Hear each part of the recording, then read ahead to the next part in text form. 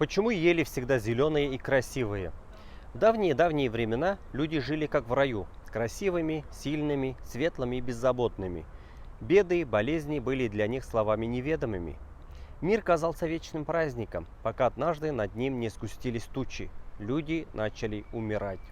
Гибли все, и младенцы, и молодые воины, и мудрые старцы. Никто не понимал, что происходит, никто не знал, как спастись.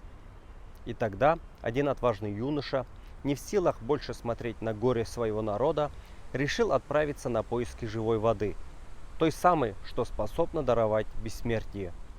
Получив родительское благословение, он пустился в долгий путь. Шел он через темные леса и крутые горы, пересекал бурные моря и бескрайние степи, пока однажды не оказался в краю, где начиналось царство дивов, дьюляр патшалыга, темных существ, властных и коварных. Там, среди золотых холмов, он увидел ослепительно прекрасный дворец. И как только приблизился, навстречу ему вышла девушка, такая прекрасная, словно сама весна. Она была пленницей дивов. «Уходи», – прошептала она, – «пока не поздно. Если див вернется, погибнем оба». Но юноша покачал головой. «Я не уйду, пока не найду то, ради чего пришел. Я ищу живую воду». И тогда она отвела его к роднику.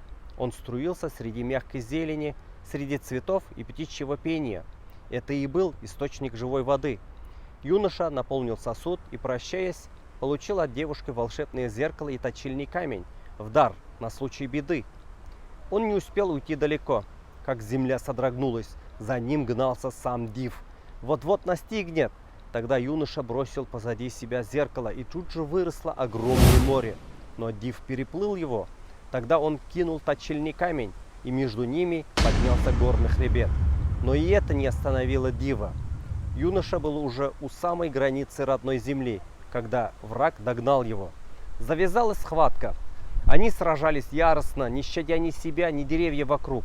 Но в конце схватки меч дива рассек юноше руку. Сосуд с живой водой упал и разбился. Вода пролилась и окатила лишь вершины елей, растущих рядом. С тех пор ели и остались навсегда зелеными, словно застывшими во мгновении вечности. Живая вода досталась только им, а людям живая вода не дошла до них. Видимо, не суждено человеку быть вечным, но память о том подвиге осталась в легенде. И ели, стройные и живые круглый год, до сих пор хранят молчаливые напоминания. Кто-то однажды отдал все, чтобы спасти других.